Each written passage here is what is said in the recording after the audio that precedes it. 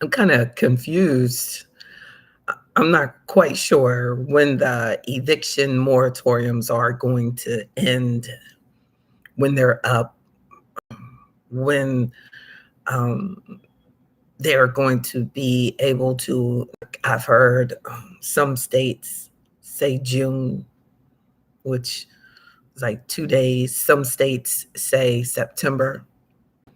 Some states say July, the end of July. Um, Maybe there'll be some sort of extension. But I have known several people not in a state of emergency, not in a pandemic, that have been able to talk their way through a foreclosure.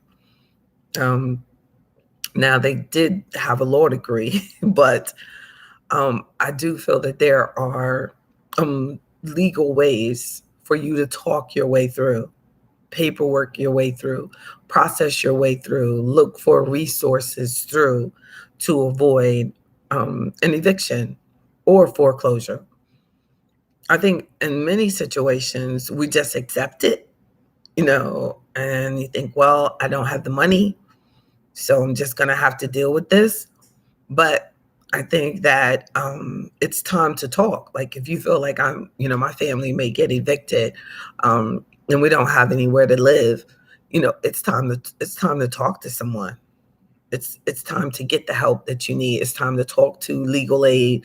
It's time to get the support, and share your situation with the support system that surrounds you. But you do need to find out like where you are. If you have documentation that is saying, oh, you have to leave, or you have documentation that says you have 30 more days or 60 more days, and I guess the truth of it is that this will only allow the landlord to go to the courts to file for an eviction. So you shouldn't worry that I know that to say you shouldn't worry is quite a phrase, but I think that it's time to find out what type of legal situation that you're in. Okay, if I'm behind on my rent and they're able to go file documents, how much time is that going to give me? And call legal aid, Google, um, call my office, get help. The if you're a member of AfroEconomics, and this is your situation, we definitely need to talk that through. I don't know of any members of AfroEconomics going through this.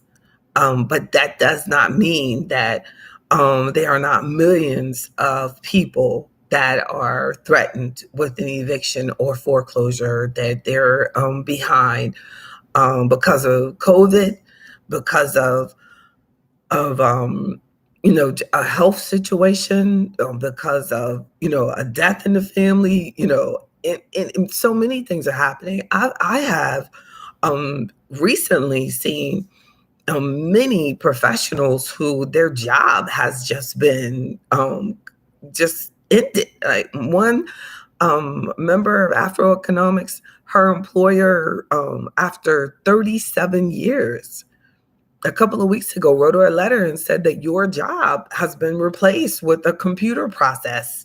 So, how do you continue to pay your bills after that? What type of severance are they going to have?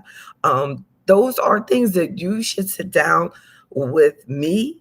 Um, I'm an investment advisor, financial advisor. I can help you with that. If you have a trusted financial advisor, talk to them about it. What are your options? There might be some legal assistance that you need. So definitely, um, I guess the moral of this discussion, what I want you to take with you is that evictions and foreclosures are real. If But you have to have a plan. That too many times I've seen like people driving into a wreck, like just full steam ahead, even though they know I do not have money for this. So if you do not have money to catch it up, then you have to start thinking through the situation of, I have a family to take care of. I can't catch this up. What do I need to do to get my living situation back on track? Sometimes that means you need to move in with other family members. Sometimes that means you need to find another place to live before this eviction ruins your credit. Sometimes that means um, that you just need to talk to a financial advisor, and we need to talk this thing through. I mean, it might mean all of that. It might mean all of that, but we need to keep it real, and we need to make sure that you accept that, evictions, foreclosures are a part of American life. It's sad that we live in a society that people in bad situations aren't given more empathy and sympathy. At the same time, there's many situations where people have a bill. I have people in AfroEconomics who own properties, and people cannot afford to pay the rent on the property, and they still have a mortgage on the property. So you can be on both sides, so we'll have to talk it through. So if there's anything that I can do to help you in addressing, or just having a listening ear, please consider joining AfroEconomics. You're very important. I look forward to the opportunity to serve you, to give you some insight, give you some examples, give you, some support during what could be a challenging time, but you don't have to be alone. So let me know if I can help. Have a good one.